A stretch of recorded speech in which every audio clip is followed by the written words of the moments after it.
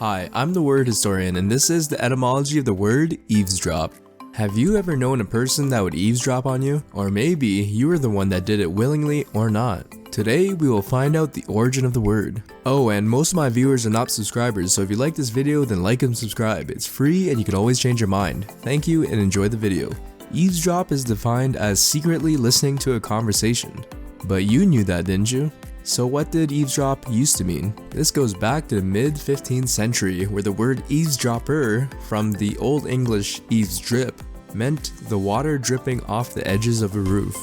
This word was used to reference the ancient custom of having your house not go within 2 feet of the edge of your property. This was to prevent water dripping on your neighbor's land and eroding away your neighbor's property. In the 17th century, eavesdropper became eavesdrop, which referred to people who would stand under the eaves to listen inside a house. In King Henry VIII's most famous residence, the Hampton Court, it was a home to hundreds including residents, staff, and guests. Privacy was a rare commodity, and the king even had wooden figures of people placed in the ceiling staring at everyone to remind them that someone is always listening, which could result in death if you're caught saying the wrong things.